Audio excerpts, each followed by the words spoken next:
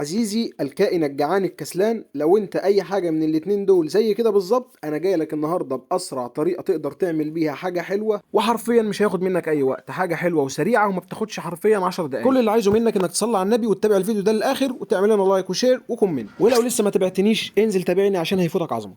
هتحضر لي اي طاجن فخار عندك وهتنزل فيه بمعلقتين كبار من الدقيق، وعليهم معلقتين كبار سكر بودر، ومعلقه صغيره من كيس الكيك شيف اللي قدامك ده، ودي هتكون الماده الرافعه اللي هتنجح معانا الكيك.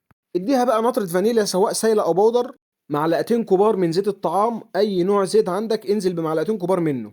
افقش عليهم بيضه بقى وتكون بدرجه حراره الغرفه يا صاحبي.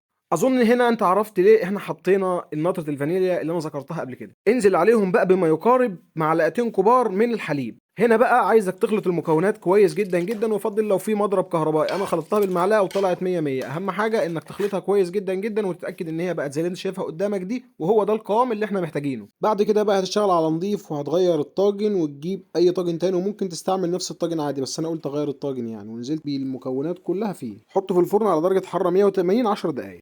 في اي حاجه واسعه عندك هتنزل بمعلقتين كبار من الكريم شانتيه، عليهم معلقتين كبار من السكر البودر طبعا، وتنزل بمعلقتين كبار متلجين سواء ميه او حليب، وانزل فيهم بالمضرب الكهربائي لحد ما تحس ان هو خلاص تقل كده او بقى كريمي. وده طبعا بيعتمد على سرعه المضرب بتاعك. انا خدت معايا تقريبا الخطوه دي 4 دقايق او 4 دقايق ونص كده، يعني مش اكتر من كده.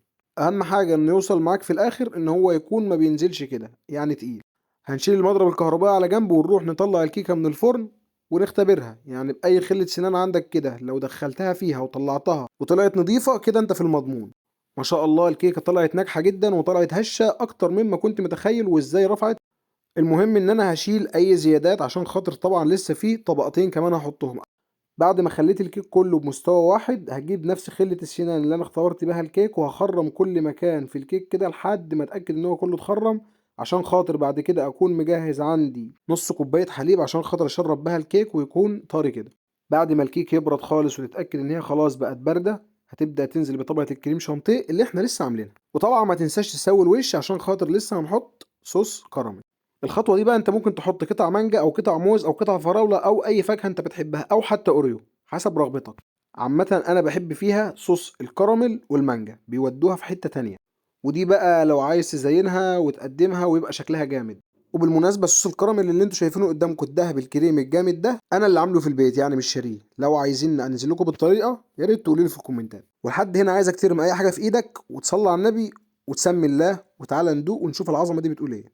أنا عايز أقول لك إن كان طعمه تحفة التحفة. يلا جربوا تعملوها، مش هتاخد منكم اي وقت خالص. كمان هستنى رايكم في الفيديو ده في كومنت. وبس كده لحد هنا يا صديقي، دي كانت نهاية الفيديو بتاعنا. ما تنساش بقى لو عايز اي وصفة مني او اي حاجة تكتب لي في كومنت. سلام.